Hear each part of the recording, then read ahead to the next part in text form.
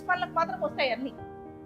ఏదైనా క్లయింట్ ఏదైనా పెద్ద ఎస్కలేషన్ పెడితే దాన్ని ఎట్లా తీర్చాలి, ఎట్లా చేయాలి, దానికోసం ఎవరెవరికి ఫోన్లు చేయాలి, ఎక్కడెక్కడ సెర్చ్ చేయాలి, వీటన్నిటికీ వస్తాయి తెలివితేటలు.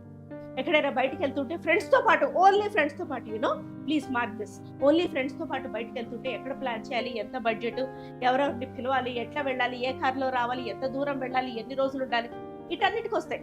చుట్టాలు పక్కాలు వాళ్ళు వీళ్ళు వస్తే వాళ్ళకి ఏం సర్చ్ చేయాలి, ఎట్లా చేసి పెట్టాలి వస్తాయి. పెళ్ళాం దగ్గరకు వచ్చే మాత్రం, పిల్లలకు వచ్చే మాత్రం అనవైలబుల్. ఇలా అనవైలబిలిటీలో వీళ్ళు పుడతారు, పెరుగుతారు, వీళ్ళ స్కూళ్ళకి పోతారు, హోంవర్కులు చేసుకుంటారు, ఎక్స్ట్రా కరికులర్ యాక్టివిటీస్ చేస్తారు, పెరుగుతారు, పెద్దగవుతారు.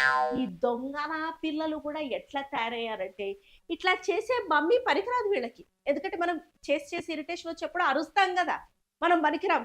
నాన్న ఇట్లా రాగానే హాయ్ కన్నా అని వెళ్ళిపోయి ఎక్కుతూ వస్తారు.